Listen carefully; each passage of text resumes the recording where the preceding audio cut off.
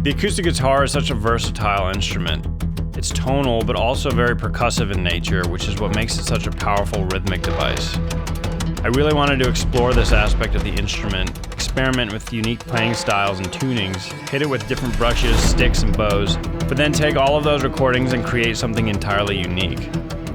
I wasn't as interested in emulating a real acoustic guitar as I was in seeing what kind of sounds I could create by layering these different tones together, weaving them into textural rhythms, and shaping them into something that no one's ever heard before. To me, that's the real beauty of sampling. It gives you the ability to do things you can't do in reality.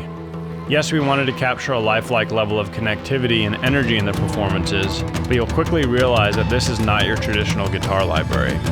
This is the Rhythmic Cinema Devices Acoustic.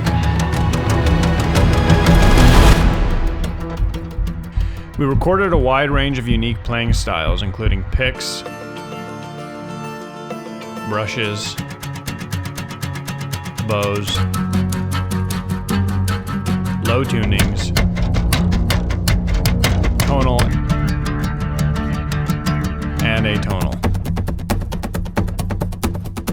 You'll notice that there are two types of atonal patches, normal and absolute. This relates to how they function within the sequencer.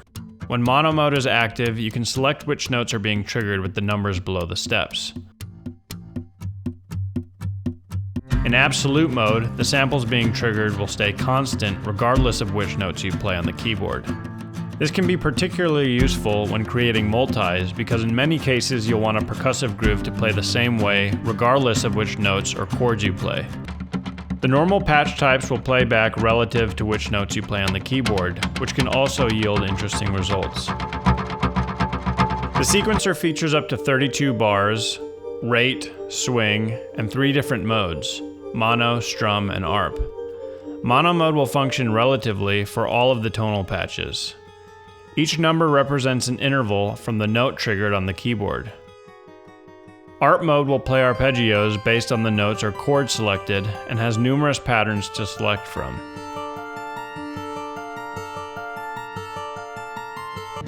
Strum mode will play all the notes polyphonically as soon as they are triggered on the keyboard.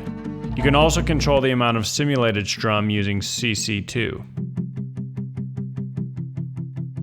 New to the RCD line is the dynamic modulation control, which we included in the LA Modern Percussion update.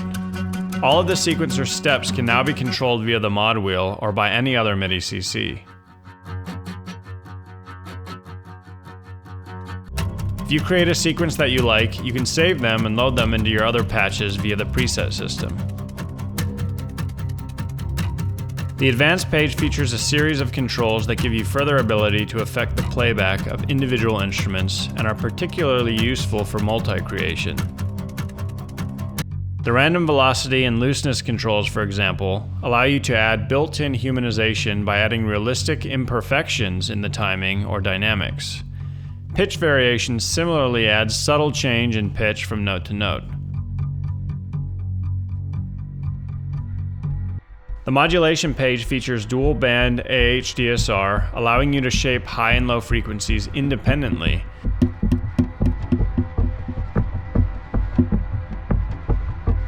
And a note interruption control which cuts note decay short upon consecutive notes.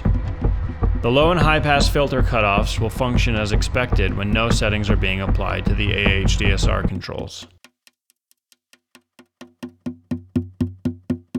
We included a massive collection of tonal and atonal riffs with 3 different bass BPMs, 90, 120, and 150.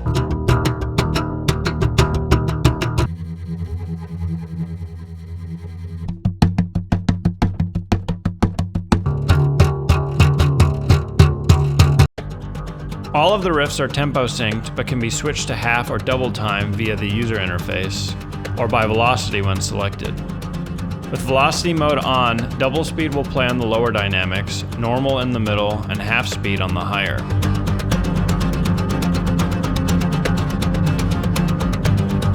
All of the trem and bows patches are sustain-like, but are also rhythmic in nature and can be tempo synced the same as the riffs.